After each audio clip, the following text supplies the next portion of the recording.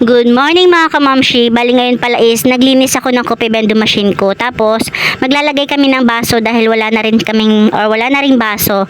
Magbibigay ako ng kunting tips para sa mga katulad ko na may negosyo rin na coffee vending machine. Ayan, namamroblema ba kayo dahil minsan walang lumalabas na baso kaya ang nangyayari natatapon yung kape. Ayan mga kamamshi, ang gawin nyo, ang paglagay ng baso ay isa-isa lang talaga para nagkakaroon siya ng hangin sa loob. Kasi pag nilagay mo siya ng isang buo, asahan nyo talaga, ayan, matatapon yung kape dahil minsan hindi talaga lalabas yung baso. Tapos pag may napansin kayo na baso na medyo hindi na maganda yung pagkakahulma niya, may baluktot or medyo may kupi, wag nyo nang isama kasi maapektuhan lang yung mga flavor o kape nyo. Kaya medyo okay nang mabawasan ng isang baso kesa makasama pa yung flavor at mainit na tubig. Tapos magkakaroon pa tayo ng linisin. Pag nilagay nyo naman yan, siguraduhin yung nag-shoot dun sa may umiikot sa likod. Tapos yung imbudo, ayan, wag nyo kalimutan na ibaba. Kasi ako minsan na-experience ko talaga na isarado ko na is hindi ko pa pala na ibaba yan. Pero minsan lang naman. Ayan, medyo nagalaw kasi kaya ayan pumatak-patak siya. Ayan, naglalagay din ako ng basahan dyan para iwas palagi ang paghugas. Bale, ayan, may nagtanong pala kung gaano katagal ako maglinis or bago maglinis.